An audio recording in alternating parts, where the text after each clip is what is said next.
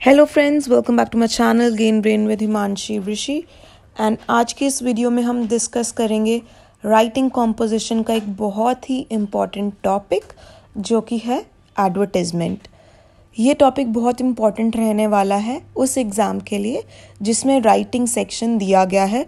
And specially this video is for the HSSC TGT English screening aspirants. So बहुत से aspirants ने comment section में मुझे कहा है कि मैं एडवर्टाइजमेंट के ऊपर एक वीडियो लाऊं, सो इसलिए मैं वीडियो ला रही हूँ। सो बेसिकली इस वीडियो में हम हर एक चीज़ कवर करने की कोशिश करेंगे। कितने टाइप के एडवर्टाइजमेंट है क्या, वेरियस टाइप्स को हम अच्छे से डिस्कस करेंगे, उनके कैरेक्टरिस्टिक्स और किस तरीके की एडवर्टाइजमेंट किस तरीके से शुरू होनी चाहिए।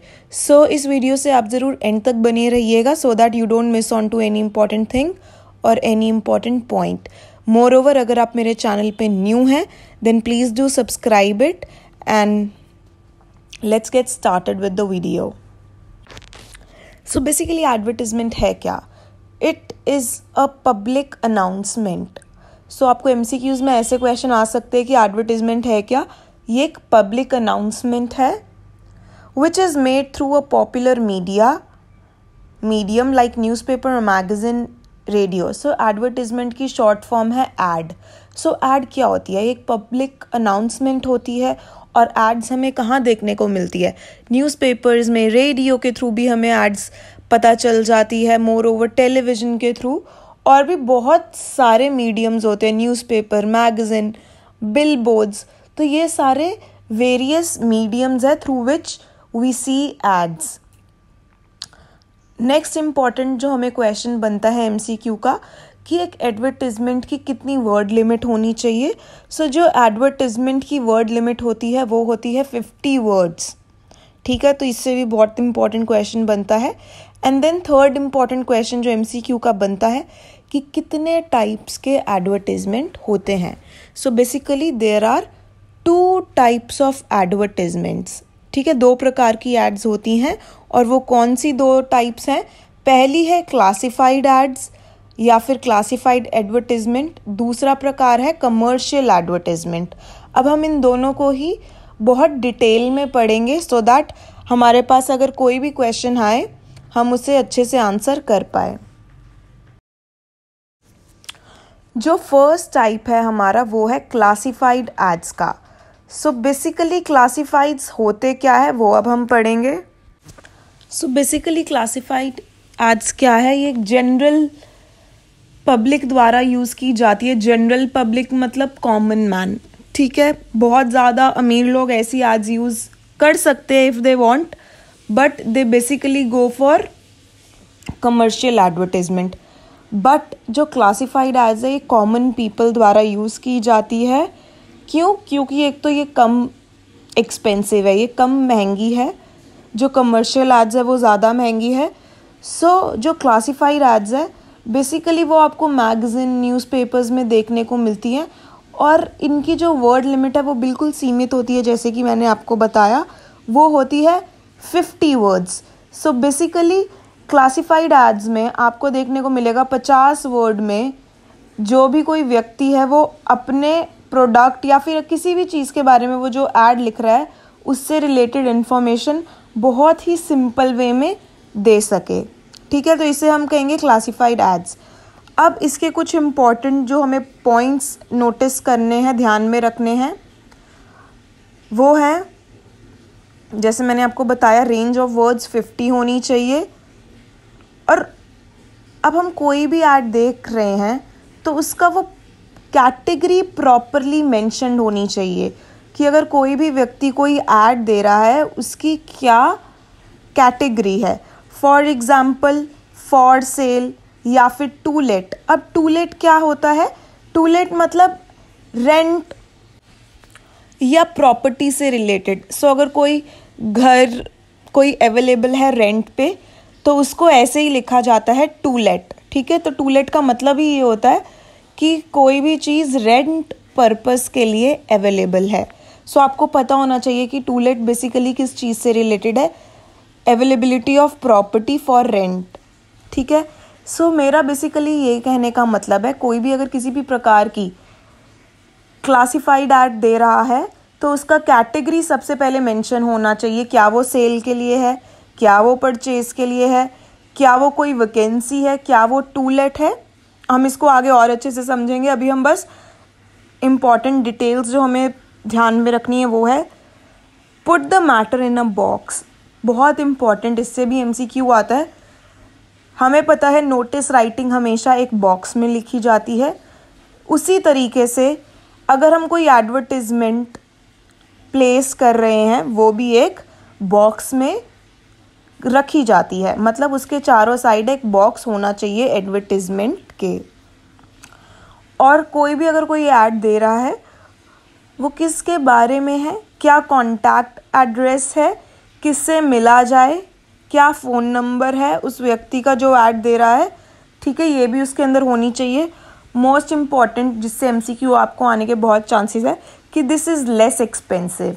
ठीक है, जैसे कि मैंने आपको शुरुआत में ही बताया था, जो क्लासिफाइड एड्स होते हैं ये ऑब्वियसली इनके पैसे लगते हैं बट ये थोड़े कम महंगे होते हैं, वेराज जो कमर्शियल एड्स है वो बहुत एक्सपेंसिव होते हैं। अब हम देख लेते हैं कि कितने टाइप्स के क्लासिफाइड एड्स होते हैं। सिचुएशन वेकेंट, अगर किसी स्कूल में या कहीं पर भी किसी भी ऑर्गेनाइजेशन में वैकेंसी है, ठीक है। देन लॉस्ट एंड फाउंड, अगर किसी का कुछ खो गया उसके लिए हम एडवर्टीजमेंट डालते हैं। अगर या फिर किसी ने कुछ कहीं से पा लिया तो उसके लिए भी हम एडवर्टीजमेंट डाल सकते हैं। Sale and purchase, accommodation is just like to let, ठीक है। एडुकेशन से रिलेटेड, मतलब अगर कोई अपनी ऑर्गेनाइजेशन या कोई कॉलेज यूनिवर्सिटी स्कूल की ऐड कर रहा है उसके लिए। प्लेसमेंट सर्विसेज भी किससे रिलेटेड है, वैकेंसी से, सिचुएशन वेकेंट से। मैट्रिमोनियल के लिए भी आप एड्स देख सकते हैं न्यूज़पेपर में। मैट्रिमोनियल का मतलब होता है शादी से रिलेटेड। टू लेट जब मैं आपको ऑलरेडी बता चुकी हूँ। अगर कोई ट्यूशन्स देना चाहता है वो अगर अपनी न्यूज़पेपर में सिंपल सी ऐड देना चाहे तो वो क्लासिफाइड एड्स के थ्रू दे सकता है। पैकर्स एंड मूवर्स भी एक तरीके की कंपनी होती है। जैसे कि कोई अपना घर शिफ्ट कर रहा है, so basically they come to your house और वो आपकी पूरी पैकिंग करवा के जाते हैं। सो आजकल ये भी बहुत ट्रेंड चला हुआ है, लोगों को बहुत मुश्किल लगता है खुद से पैकिंग करना। अगर वो कहीं शिफ्ट कर रहे हैं बस वो कुछ नहीं करते, वो मूवर्स एंड पैकर्स को दे कॉल और मूवर्स एंड पैकर्स के लोग घर आते हैं, सब कुछ आपका वो पैक करके देंगे, बस आप उन्हें सामान बता दो ये है। सो लोग इसके लिए भी आप देखिए न्यूज़पेपर में बहुत सी एड्स मिलती हैं कि कितने में मूवर्स और पैकर्स अवेलेबल है, कौन सी जगह में अवेलेबल है, ठीक है, या फिर कौन से दिन अवेलेबल है। केनल, नेक्स्ट है हमारा केनल होता है बेसिकली डॉग का घर।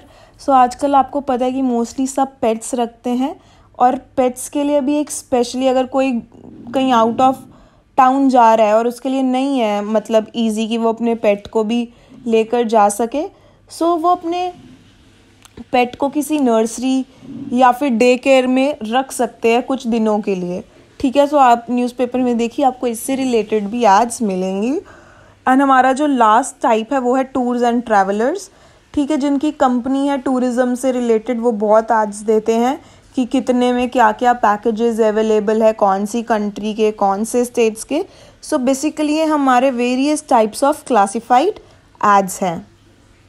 सो आपको क्या ध्यान में रखना है, क्लासिफाइड एड्स 50 वर्ड्स लिमिट की होती है और ये सस्ती काइंड ऑफ एडवर्टाइजमेंट होती हैं और इसके वेरियस क्या क्या टाइप्स है वो आपको ध्यान में रखने हैं। सो क्लासिफाइड एड्स में ये चीज़ें इंपॉर्टेंट है ध्यान में रखने वाली। और हाँ, मोस्ट इम्पॉर्टेंट, ये एक बॉक्स के अंदर लिखी जाती है। अभी हमने डिस्कस किया था क्लासिफाइड एड्स को, जो कि था फर्स्ट टाइप। अब है हमारा सेकेंड टाइप जो कि है commercial type. So this is the second type of advertisement या फिर एड। सो बेसिकली आपको ऐड की शॉर्ट फॉर्म भी पता होनी चाहिए। कई लोगों को लगता है ADD होता है, नो, वो हो जाएगा एडिशन का शॉर्ट फॉर्म, ठीक है, जो हम प्लस करते हैं उसका जो शॉर्ट फॉर्म होता है वो होता है ADD। बट जो एडवर्टिजमेंट का शॉर्ट फॉर्म है वो भी हमें पता होना चाहिए if you are preparing for English TGT। और ये तो बेसिकली सबको पता ही होना चाहिए कि एड का जो शॉर्ट फॉर्म है वो होता है AD, only 1D, not DD। ठीक है, अब हम डिस्कस करेंगे कमर्शियल एड्स के बारे में। सो ये जो कमर्शियल एड्स है ये लीडिंग फर्म्स या फिर लीडिंग ऑर्गेनाइजेशन देती हैं। बहुत जो इस्टेब्लिश्ड फर्म्स हैं, जो ऐसी फर्म्स है जो कि जिनका बहुत रिवेन्यू, जिनको बहुत ज़्यादा प्रॉफिट्स हो रहे हैं। ऑब्वियसली जिस कंपनी में बहुत ज़्यादा प्रॉफिट हो रहे हैं वही बहुत ज़्यादा पैसे अपनी प्रमोशन और एड्स में लगा सकते हैं। ठीक है, सो ये उन जैसे कि क्लासिफाइड एड्स कॉमन लोगों के लिए था जो कि ज़्यादा पैसा नहीं खर्च सकते, या फिर कोई न्यूली बिल्ट फर्म या ऑर्गेनाइजेशन है। उसका ऑपोजिट है कमर्शियल, जो कि बहुत सालों से चली जा रही है, जिनके बहुत हाई प्रॉफिट्स है और जो कि अच्छा खासा पैसा एडवर्टीजमेंट या फिर अपने किसी भी प्रोडक्ट की प्रमोशन के लिए लगा सकते हैं, वो ही यूज़ करते हैं कमर्शियल टाइप ऑफ एड। अब कमर्शियल टाइप ऑफ एड ना आपको बहुत सारी जगह अपने आसपास देखने को मिलती है।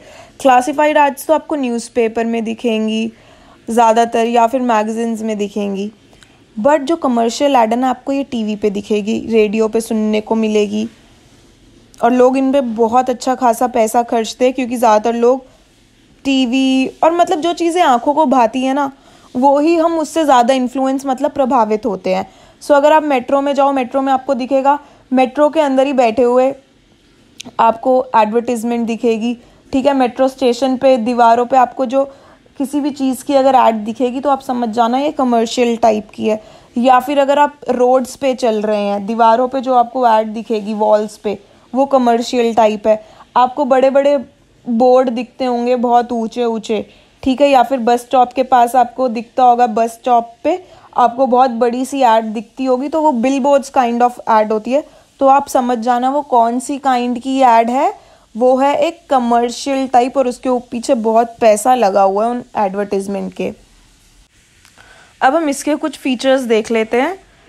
It takes more space and they are more expensive. मैं आपको ऑलरेडी बता चुकी हूँ कि इन पे बहुत पैसा लगता है और ये बहुत ज़्यादा स्पेस भी लेते हैं क्योंकि इनकी कोई वर्ड लिमिट साथ साथ होती ही नहीं है।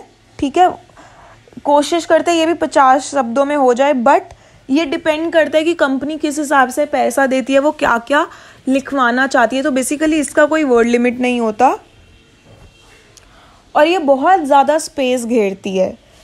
ठीक है, अगर ड्राइंग होगी, आपको बेसिकली कैरेक्टरिस्टिक्स बता देती हूँ। इसमें बहुत अलग अलग फॉन्ट का यूज़ होता है, अलग अलग कलर्स यूज़ होते हैं, अलग अलग ड्राइंग्स यूज़ होती हैं इन काइंड ऑफ एड्स में। क्यों? क्योंकि ये देखने में अच्छे लगे। जैसे मैंने आपको बताया कि जो चीज़ें दिखती अच्छी है उससे हम ईजिली प्रभावित हो जाते हैं, ईजिली इन्फ्लुएंस हो जाते हैं।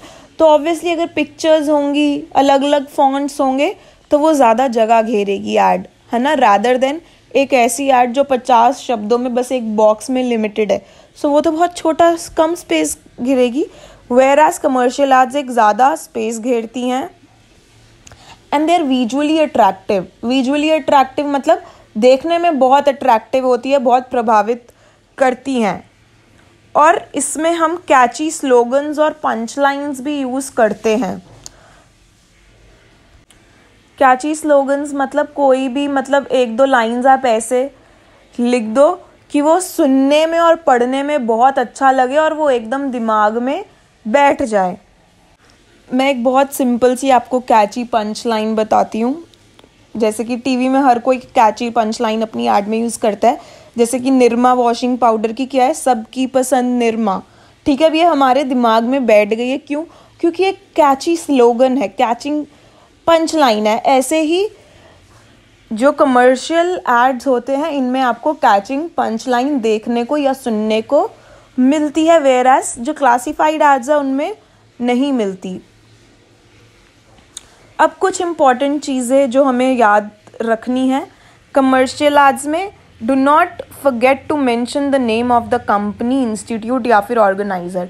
जो भी कोई कंपनी ऐड दे रही है उसको ज़रूर अपनी कंपनी का या प्रोडक्ट का नाम मेंशन करना चाहिए। ठीक है, अगर कोई प्रोडक्ट है, अगर उस पर कुछ डिस्काउंट वगैरह लगा रखा है आपने, तो वो भी आप मेंशन करिए।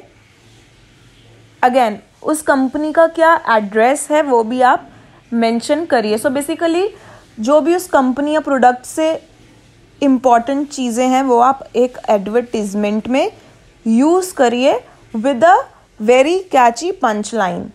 सो ये था हमारे कमर्शियल एड्स के बारे में। वन थिंग, अगर आपको इस वीडियो का PDF नोट्स चाहिए तो वो आपको मेरे टेलीग्राम चैनल पे मिलेंगे। मैंने अपने टेलीग्राम चैनल का लिंक डिस्क्रिप्शन बॉक्स में डाल रखा है। मेरा व्हाट्सएप ग्रुप भी है, उसका भी लिंक मैंने डाल दिया। उसमें भी मैं अपने सारे वीडियो के PDF नोट्स शेयर करती हूँ, तो आप वहाँ से ले सकते हैं if you want, and it is a free of cost PDF। आगे बढ़ने से पहले let me just tell you, अगर आपको ये वीडियो पसंद आ रही है प्लीज़ इसे ज़रूर लाइक करिएगा एंड कमेंट सेक्शन में ज़रूर मुझे फीडबैक दीजिएगा कि आपको ये वीडियो कैसी लगी। मोर ओवर बहुत से मैंने प्रैक्टिस सेट्स भी स्टार्ट कर रखे हैं for TGT and PGT English. अगर आपने वो नहीं देखे तो उनके लिंक्स मैंने डिस्क्रिप्शन बॉक्स में डाल दिए हैं। और HSSC TGT English screening aspirants के लिए मैंने पोएट्री और नॉवल पे भी बहुत से मटेरियल पे वीडियोस बना रखी है, मतलब मटेरियल आपको अवेलेबल है मेरे चैनल पे, तो वो भी आप ज़रूर देखिएगा। मोर ओवर बहुत से बच्चों के कमेंट्स आ रहे हैं मैम कुछ पेडागॉजी से रिलेटेड है। जी हाँ, अगर आपने सिलेबस देखा है और अगर आपने KVS का भी एग्ज़ाम दिया है तो बिल्कुल जो पेडागॉजी का सिलेबस है वो KVS वाला डिट्टो सेम है। सो KVS पेडागॉजी मेरी एक प्लेलिस्ट है जिसमें आपको HSSC TGT स्क्रीनिंग का हर एक टॉपिक मिलेगा। सो अगर आपको पेडागॉजी से कोई भी रिलेटेड वीडियो देखनी है आप मेरे चैनल पे वीडियोस सेक्शन पे जाके भी देख सकते हैं। अदरवाइज़ KVS पेडागॉजी की प्लेलिस्ट के नाम से आपको टॉपिक वाइज, आपको सब यूनिट वाइज सब वीडियोस अवेलेबल होंगी, मतलब मिलेंगी। अब हम आते हैं अपनी वीडियो की ओर। अब हम डिस्कस करेंगे format for classified advertisement writing. ठीक है, अभी तो हमने सिर्फ मतलब समझे हैं, जो 2 टाइप्स हैं उनके क्या मतलब है और उनके क्या क्या इम्पॉर्टेंट कैरेक्टरिस्टिक्स है। बट अब हम डिस्कस करेंगे इनके क्या फॉर्मेट है, मतलब ये लिखे कैसे जाते हैं। अब MCQ में अगर हमें एक टॉपिक दिया है उससे रिलेटेड हमें कुछ भी पूछा जा सकता है, और लेटर राइटिंग से तो फॉर्मेट से क्वेश्चन आते हैं। अभी हमने बेसिक चीज़ें डिस्कस करी, बट अब हम उसको थोड़ा डिटेल में पढ़ेंगे कि उसको लिखा कैसे जाता है। सबसे पहले क्लासिफाइड ऐड मैंने आपको बताया एक बॉक्स के अंदर होना चाहिए, ठीक है, 50 वर्ड्स का होना चाहिए। आई होप सबको ये चीज़ क्लियर हो गई। देन सबसे पहले होनी चाहिए हेडिंग। आप देख सकते हैं मैंने एक एग्जाम्पल के तौर पे एक फ़ोटो भी लगाई है। तो सबसे पहले आप देखिए हेडिंग है, और हेडिंग किससे रिलेटेड है? हेडिंग रिलेटेड है कैटेगरी से या फिर टाइप। ठीक है, जो हमने अभी 8-10 टाइप्स डिस्कस करे थे ना, lost and found, situation, vacant, ठीक है। तो सबसे पहले हमें अपनी कैटेगरी को सबसे ऊपर एज अ हेडिंग लिखना है, और ये कैटेगरी बोल्ड लेटर्स में होनी चाहिए, मतलब कैपिटल लेटर्स में हमें इन्हें लिखना चाहिए। ये हमारी सबसे इम्पॉर्टेंट चीज़ है क्लासिफाइड एडवर्टीजमेंट के लिए। देन आ जाइए कंटेंट पे। कंटेंट मतलब अब हम 50 शब्दों में लिखेंगे क्या, वो हमारा कंटेंट है। So always start with wanted और रिक्वायर्ड। सो अभी हम जो डिस्कस कर रहे हैं ना फॉर्मेट, वो फॉर्मेट हम डिस्कस कर रहे हैं सिचुएशन वेकेंट। मतलब अगर किसी भी ऑर्गेनाइजेशन या फिर किसी भी स्कूल, यूनिवर्सिटी या फिर किसी भी जगह अगर कोई वैकेंसी है तो उसकी हमेशा शुरुआत हमें करनी चाहिए, जो फर्स्ट वर्ड है वो होना चाहिए वांटेड या फिर रिक्वायर्ड। मतलब हमें चाहिए, अब क्या चाहिए वो देखते हैं। Wanted a small confident PA stenographer for a leading export house. तो ये एक एग्जाम्पल है, ठीक है। अगर हमें किसी ऑर्गेनाइजेशन के लिए रिसेप्शनिस्ट चाहिए तो हम ऐसे लिख सकते हैं, रिक्वायर्ड अ रिसेप्शनिस्ट या फिर wanted a receptionist for a leading organization. अब उसका नाम लिखिए। सो बेसिकली वेकेंट सीट्स के लिए आप हमेशा शुरुआत करेंगे वर्ड से वांटेड या फिर रिक्वायर्ड से। Then do not forget to mention the name of the organization. किस ऑर्गेनाइजेशन, किस कंपनी के लिए आपको पर्सन हायर करना है उसका आप नाम मेंशन करिए। देन एड्रेस और कॉन्टैक्ट, ये तो आपने भी पढ़ा होगा, अगर आप कोई भी ऐड देखते हो स्पेशली फॉर वैकेंसी तो आप हमेशा लिखते हो ना कॉन्टैक्ट अंडरसाइंड, ठीक है। तो किसे कॉन्टैक्ट करना है, उस पर्सन का नाम और उसका नंबर, और आप ईमेल आईडी भी आप देखते हो, ईमेल आईडी भी शेयर होती है। नंबर शेयर होना हो कहीं जगह आपको सिर्फ ईमेल आईडी ज़रूर दिखेगी ही दिखेगी। अब आ जाइए अपने नेक्स्ट टाइप पे, ये है format for to let ads. जैसे कि मैंने आपको बताया टू लेट का मतलब होता है रेंट। अब रेंट दो पर्पस के लिए होते हैं, या तो आप रेंट किसी का घर ढूंढ रहे हैं रहने के लिए, या फिर आप अपना घर रेंट करना चाहते हैं, ठीक है। इस टाइप में आप कैसे स्टार्ट करेंगे, अगर आप कोई घर या फिर कोई प्रॉपर्टी ढूंढ रहे हैं किराए पे खुद के रहने के लिए, तो आप लिखेंगे वांटेड अ 3 BHK या फिर 2 BHK for family members of 4 और 5 पीपल, ठीक है। अगर आपको खुद के लिए चाहिए तो आप लिखिए वांटेड, और वांटेड से शुरू करना एडवर्टीजमेंट। और अगर आपका घर आप किराए पे चढ़ाना चाहते हैं तो उसके लिए आप कैसे ऐड शुरू करेंगे, अवेलेबल, ठीक है। फिर आप अवेलेबल से, मतलब आपका घर अवेलेबल है, आप ऐसे शुरू करेंगे अवेलेबल 2 BHK, ठीक है, for so and so reason. So अगर आपको खुद के लिए चाहिए तो वांटेड, अगर आप खुद का घर किराए पे चढ़ाना चाहते हैं तो अवेलेबल। अगेन आप एड्रेस मेंशन करेंगे, कहाँ पे है, कैसी लोकेलिटी है, किसको, मतलब अपना फ़ोन नंबर या फिर किसे कांटेक्ट किया जाए, ये सारी चीज़ें आप मेंशन करेंगे। सो हमने ऐसे अभी 2 टाइप्स डिस्कस करे, एक सिचुएशन वेकेंट के लिए और टू लेट के लिए। ऐसे ही जितने भी टाइप्स है आपको बहुत सोच समझ के, ज़्यादातर यही एक वर्ड से ही हम शुरू करते हैं, तो आपको बहुत सोच समझ के करना है। अगर टूरिज़्म का है तो आप कैसे शुरू करोगे, टूरिज़्म का भी आप अवेलेबल से ही करोगे, available packages for so and so destination at this rupees, है ना। अगर आप कोई ढूंढ रहे हैं, दूल्हा ढूंढ रहे हैं तो कैसे, दुल्हन ढूंढ रहे हैं, वांटेड अ ग्रूम, ग्रूम मतलब दूल्हा, वांटेड अ ब्राइड मतलब दुल्हन, है ना। तो बेसिकली आप वांटेड, रिक्वायर्ड, अवेलेबल, इन सब चीज़ों से ही आप क्लासिफाइड एड्स को आप शुरू करते हैं। सो अभी हमने कुछ एग्जाम्पल्स डिस्कस करे, ऐसे ही बेसिकली हम सारे टाइप्स शुरू करते हैं। So this was just to get an idea. अब आ जाइए कॉमर्शियल एडवर्टीजमेंट के फॉर्मेट में। अगेन ये भी एक बॉक्स के अंदर ही लिखा जाता है, और वैसे जो स्टूडेंट्स के लिए होता है ना, ये आपको टॉपिक दिखेगा 12th क्लास, 11th-12th क्लास के लिए। तो इसमें भी कहा जाता है कि जो वर्ड लिमिट है, क्योंकि बच्चों को तो ड्रॉ करना होता है ना पेज पे, उस पर भी कहा जाता है कि वर्ड लिमिट है 50 वर्ड्स। बट आप देखिए जो हम एड्स देखते हैं उसमें एक्सीड भी कर जाती हैं, ठीक है, क्योंकि आपको पता है जो भी लोग एड्स दे करवाते हैं ना, वो वर्ड, एक एक वर्ड के लिए वो पैसा देते हैं।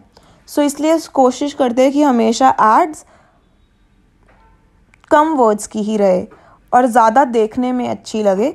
सो अगर आपको पूछा जाए कि एडवर्टिजमेंट कमर्शियल भी कितने उसकी होती है, तो वो भी 50 वर्ड लिमिट की ही होती है। अगर 11th-12th के बच्चे बनाएंगे तो उनको ये 50 वर्ड लिमिट ना ही क्लासिफाइड ना ही कमर्शियल ऐड के लिए एक्सीड करना चाहिए। बट अगर हम जो रास्तों वगैरह पे देखते हैं तो वो बहुत अमीर लोग होते हैं, अगर वो चाहे वो 100 वर्ड्स भी चाहें तो वो उतना पे कर सकते हैं। बट हम जो हमारा सिलेबस में है, जो हम फॉलो करते हैं, ठीक है, बोर्ड के हिसाब से वो 50 वर्ड्स ही हैं। तो अगर क्वेश्चन आता है तो आप यही मार्क करिएगा कि दोनों ही एड्स 50 वर्ड लिमिट की होती है और दोनों ही एक बॉक्स के अंदर लिखी जाती है। अब कमर्शियल एडवर्टीजमेंट से आपको एक और क्वेश्चन आ सकता है कि ऐसी कौन सी टाइप की ऐड है जो हम बिलबोर्ड्स पे देखते हैं। बिलबोर्ड्स मतलब अगर हम रास्तों में जा रहे हैं, आप बड़े बड़े बोर्ड्स देखो, ठीक है, लगे हुए रास्तों पे, तो उसको बिलबोर्ड कहते हैं। तो ऑप्शंस आपको दे दिए जाएंगे, तो आपको मार्क करना है। जो कमर्शियल एड्स होते हैं वो होते हैं बिलबोर्ड्स पे। तो आपको पता होना चाहिए जो कमर्शियल एड्स है वो टीवी प्रोग्राम्स में देखे जाते हैं, बिलबोर्ड्स, वॉल पेंटिंग्स, ठीक है, प्रिंटेड, क्या लिखा है ये, प्रिंटेड फ्लायर्स। अब प्रिंटेड फ्लायर्स क्या होते हैं? प्रिंटेड फ्लायर्स मतलब आप जैसे भी ना किसी इंस्टीट्यूशन के बाहर निकलो, ठीक है, तो आपको कहीं आपको ऐसे लोग दिख जाएंगे वो पैम्फलेट्स बांट रहे होते हैं, ये हमारे कोचिंग सेंटर का है, ये लीजिए, या फिर किसी भी चीज़ के लिए जो पैम्फलेट बांटे ना उसे कहते हैं फ्लायर्स।